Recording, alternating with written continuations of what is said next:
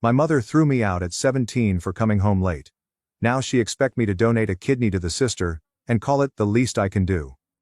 My sister's kidneys were shutting down, as was everyone's memory.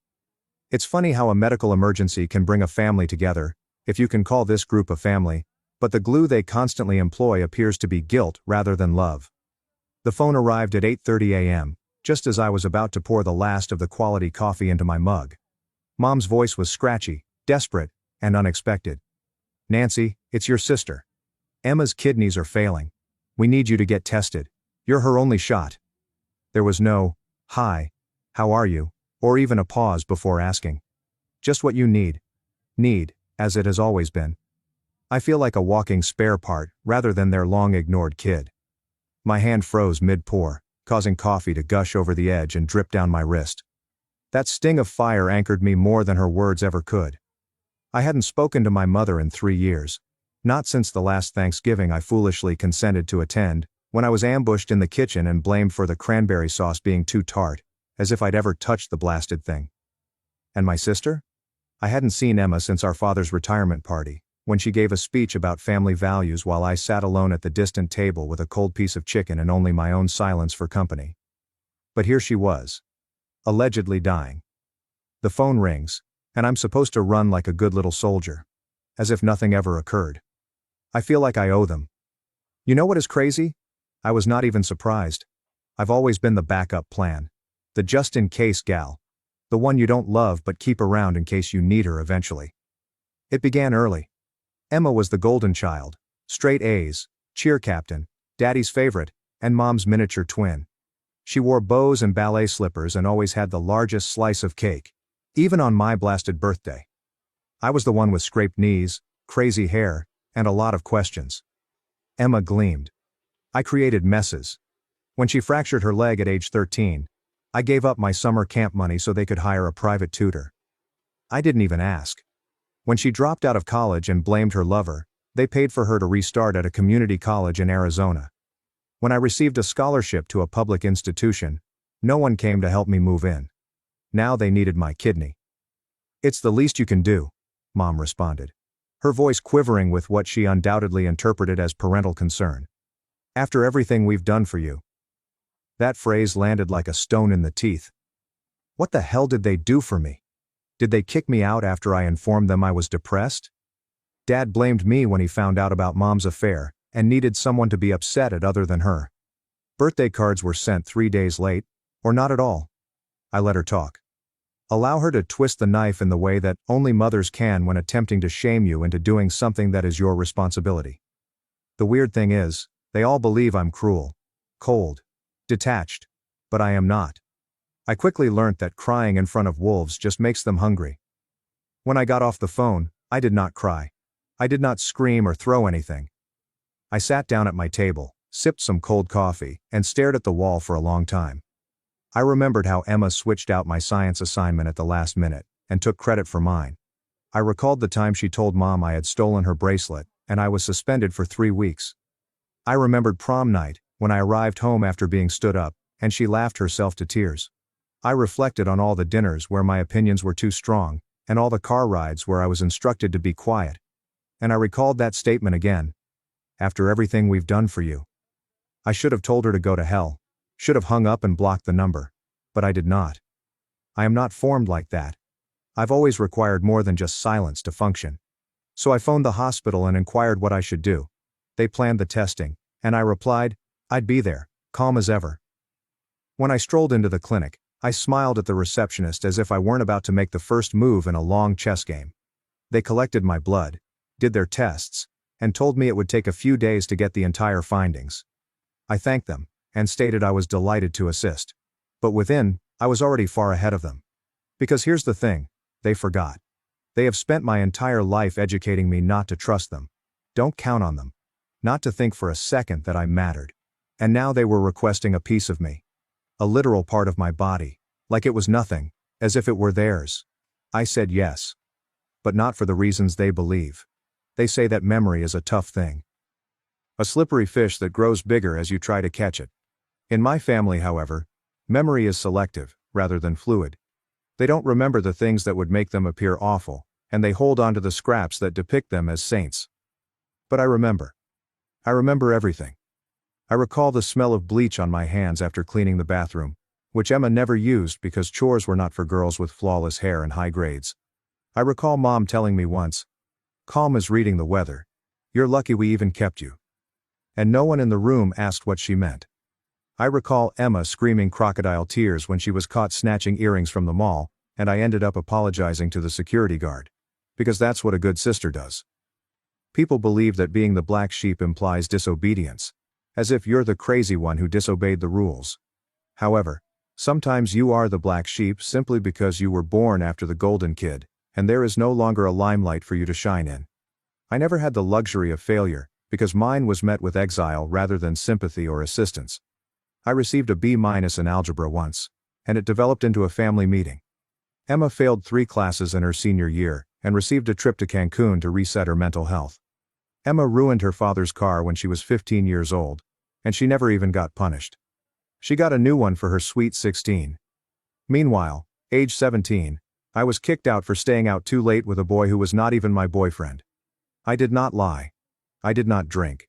I didn't even touch him. But when I walked in at 1:30 a.m., Mom was waiting with her arms crossed and her jaw drawn tight. "This house has rules, Nancy, and if you can't respect them, maybe you don't need to live here." No yelling. There's no drama. Just like that, I was out. Bag is packed. No ride. No explanation for my friends. Dad didn't even answer the phone, instead staring at the television as if the news anchor was about to instruct him how to parent. I found a couch to crash on. Then another. Then there was a basement room with mold on the walls and a landlady who smelled like menthol and terrible decisions. I worked 3 jobs during community college: a coffee shop, a cafe, and a bookstore. None of them are glamorous. None of them are easy. I saved every dime as if it might sprout legs and flee if I blink. I created a life out of spite and powdered coffee creamer, but Emma glided through hers like it was padded with bubble wrap. She continues to live with her mother and father. Still. She is 34 years old and her proudest accomplishment is becoming verified on social media for sharing yoga videos with inspiring statements she did not create. Meanwhile, I've created an entire business from scratch, paid off a car that was older than her previous partner, and went 10 years without hearing the words, "We're proud of you." Not even when I purchased my first home. Not even when I sent Dad a birthday card every year, hoping that this year he'd respond. He never did. What really struck me, like a sliver under a nail, was how casually they all believed I'd be there when Emma needed a kidney. Like I was on standby the entire time, as if they hadn't left me behind like a forgotten cloak after a party. There was no conversation, no apologies, without hesitation, just the same old Carol brand guilt. "It's the least you can do. After everything we've done for you." I had to laugh. I actually did, because that line is humor. What exactly had they done for me, except from teaching me how to survive emotionally? Emma once promised to pay me back twice as much as she had borrowed. $40 for a sweater or something, and I got 15. She replied it was double since 15 is twice the value of 40. I should have seen the future right then. But I did not. Or perhaps I did and ignored it. Much as you would ignore the sound of a pipe ticking in the wall. You tell yourself it's nothing, until one day the ceiling collapses. Then everyone reacts with amazement. So when I received the call about her failing kidneys, I did not become enraged. I did not mourn. I did not do anything that they would have expected. I became silent, like a pond before a storm. And I scheduled an appointment. I promised the hospital I'd be tested, and I did. I let them poke me, draw blood, and examine my insides. I responded to each inquiry with the calm, flat tone of someone playing a role in a play she did not audition for. And then I went home. I made a drink. And stared at the paperwork on my desk. I did not call Mom. I did not text Emma. I didn't say anything. Because at that point, I realized something significant. I wasn't angry anymore. I was not even hurt. I was planning. Because when you've been abandoned long enough, when people treat your body like a warehouse of spare parts, you stop begging to be loved and begin honing the knife. I was tested the next day. Then I did something neither of them expected. The package stood on my nightstand like a bomb with no ticking sound, its weight heavier than the paper it contained. Heavier even than the expectations they had attempted to wrap around my throat like a scarf in the summer. I held the results in my fingers, typed neatly and impersonally, as sterile as the hospital room where they revealed the reality. I was a match. Not only compatible, but a perfect fit, they added, as if my body had been waiting its entire life to save the one who had spent hers harming me in small, socially acceptable amounts. The nurse had smiled as if this were fantastic news, as if I should be beaming with pride for being the answer to someone's urgent prayer. I thanked her because that's what polite people do, and I walked out of that facility with a sense of serenity that doesn't come easily. I had to force it, like placing a lid on a boiling pot and pretending the hiss of steam isn't the sound of wrath erupting in fits. I did not call anyone. I did not cry. I went home, poured myself a whiskey with too much ice, and began writing. The first line came naturally. It had been on my tongue for years. This is not a letter of apology. I wrote carefully, with each word etching a little more of my reality onto the page. From there, the floodgates opened. I did not compose it for Emma. I didn't even write it for my mother. I wrote it for myself. For the girl whom they never listened to. They threw the teenager away. They expected the woman to make sacrifices without even saying thank you. I wrote about the time I stood in the kitchen with bruises on my wrists after Emma shoved me into the wall, and how Mom told me not to make a scene because, your sister's going through a lot. I also wrote about the night I tried to come home after being laid off, and was told the guest room was already taken. I wrote about every unspoken birthday, every compliment that was actually a correction, and every time they pretended I was something to be corrected rather than someone to be cherished. And I wrote about the kidney, how it was never truly a request or a plea. It was a demand disguised as family values and presented to me as if I owed them a favor, as if I hadn't already given them everything they needed without asking. By the time I finished, the letter was 7 pages long, single-spaced, typed, printed in big, 12-point font, because if I was going to read it out, I wanted each word to land like a slap. I folded it slowly, as if it were precious, and placed it in a plain white envelope with no return address, ornamentation, or warning.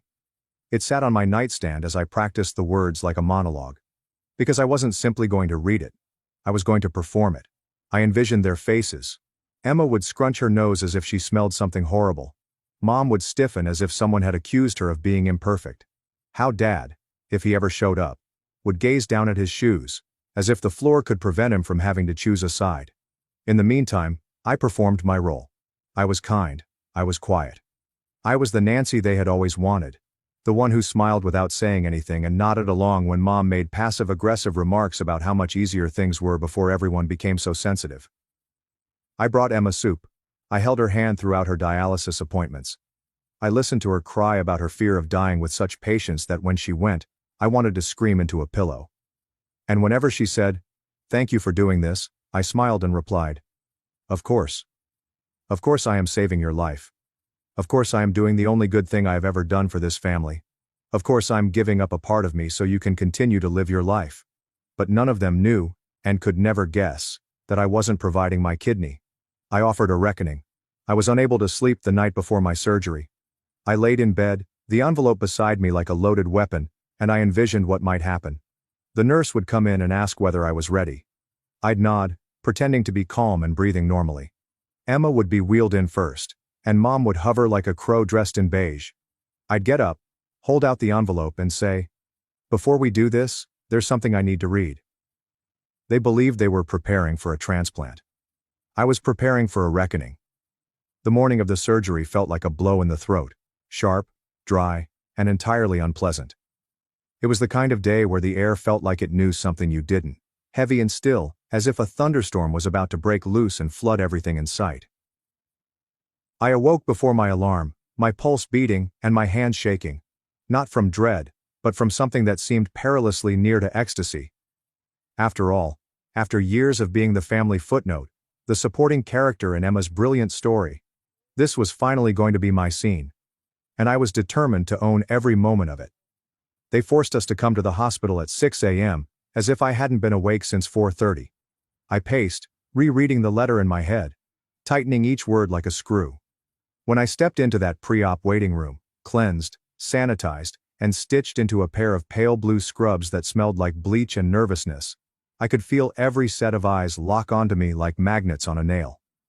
Carol stared at me as if she wanted to cry. hug me, and apologize for nothing all at the same time.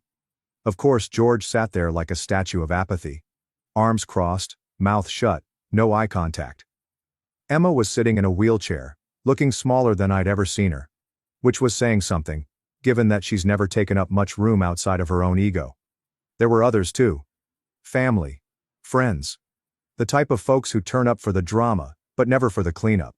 The same ones who grinned too much at Thanksgiving, muttered about Nancy's attitude beneath napkins, and laughed too loudly at Emma's story. And here they were, assembled as witnesses to something divine. Except none of them realized they were going to see a crucifixion, just not the kind they were expecting. The nurse brought me to the prep area, which is usually crowded with clipboards and soft professional voices that try to conceal the fact that they cut people open for a living. They asked whether I was nervous, and I responded, not even a little. Because the reality was, I felt more relaxed than I had in years.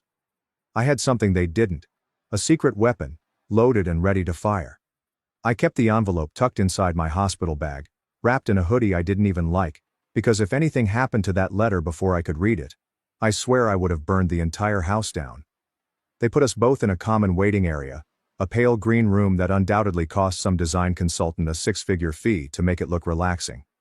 Emma grabbed for my hand, her eyes shiny and red-rimmed, and muttered, "Thank you for doing this. I know I don't deserve it." It would have been the ideal time if it hadn't been 20 years too late and 50 lies too deep. Mom hovered at the side of the room like a ghost with an opinion, wringing her hands and mumbling things like, "This is what family's supposed to do," and, "You're really showing what kind of person you are, Nancy." And for once, she was correct. I was definitely showing them who I was, just not in the way she expected. The surgeon walked in, clipboard in hand, beaming like he'd never been surprised by a woman with a vengeance and a properly printed document. "We'll start preparing in just a few minutes," he replied, motioning toward the corridor. I nodded before gently standing up, taking a deep breath, and reaching into my bag. The rustle of paper in that clean chamber echoed like a thunderclap. "There's something I need to say first," I spoke out loud, not just to the surgeon or Emma, but to the entire room. Carol, George, the friends, the nurse. Everyone who expected today to go just as planned. The conversation ceased.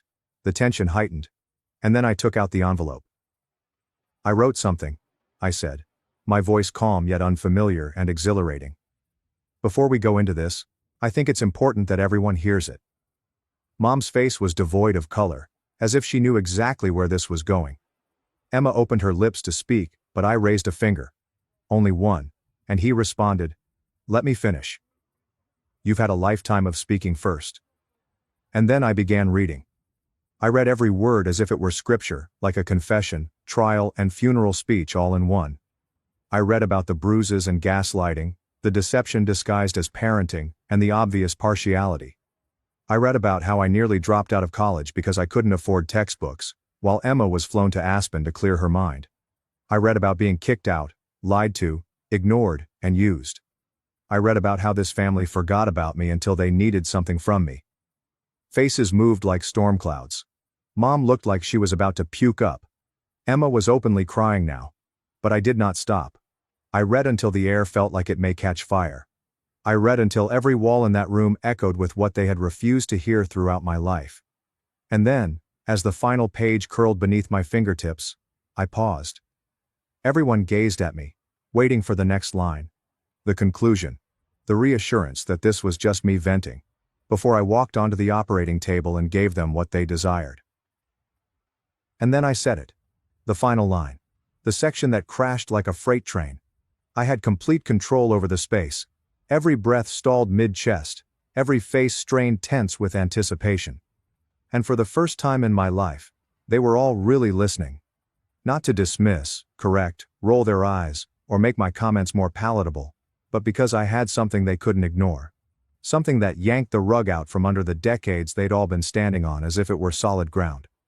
I took one last breath, and read the last paragraph with the kind of calm that only comes when you know the bomb is already halfway to the floor.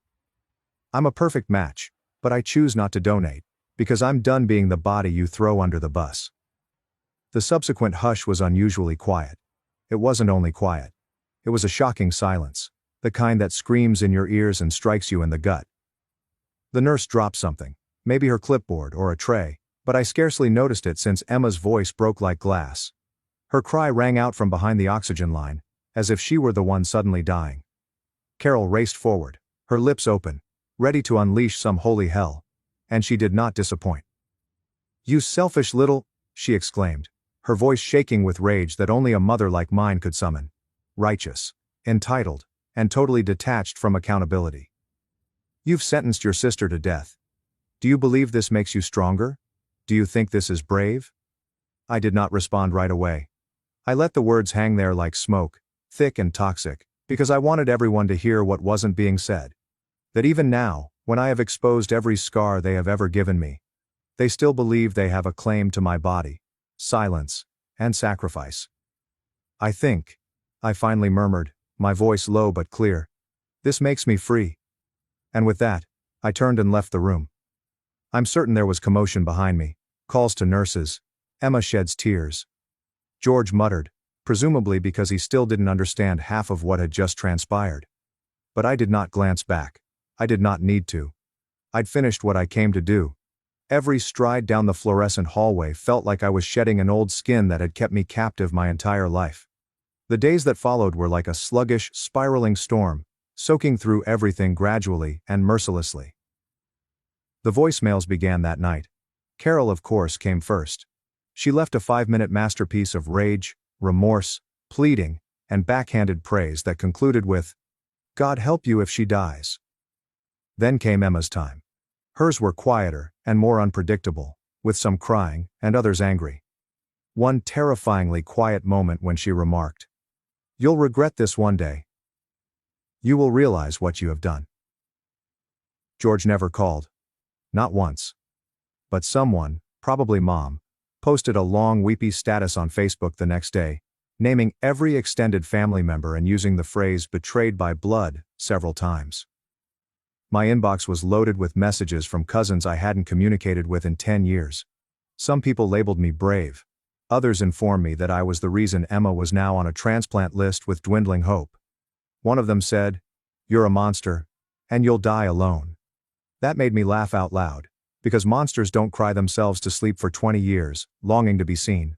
Monsters are created when you are treated as one for an extended period of time and cease denying it. But here is the bit that no one knows. That bit, I never told anyone. Not the nurses, not the hospital staff. Not even the person who drove me home that day and kindly inquired, "Are you okay?" I sat in the passenger seat, staring out the window as if I were seeing someone else's life pass by. I'd lied. I was not the perfect match. In fact, I was no match at all. The results arrived 2 days before I read the letter, and they were very clear. I couldn't donate, even if I wanted to. Emma's blood type was incompatible, and the cross-match came up negative.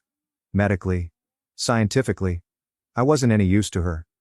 But emotionally, psychologically, symbolically, that was a masterpiece. Because I wanted people to have the impression that I could have saved her but chose not to. I wanted them to feel the weight of their decision every day. In the same way, they forced me to carry their judgment. They're quiet. They show preference. Their disinterest. I wanted to give them the burden of what if. Just as they gave me the guilt for every mistake they couldn't stand to hang around Emma's precious little neck.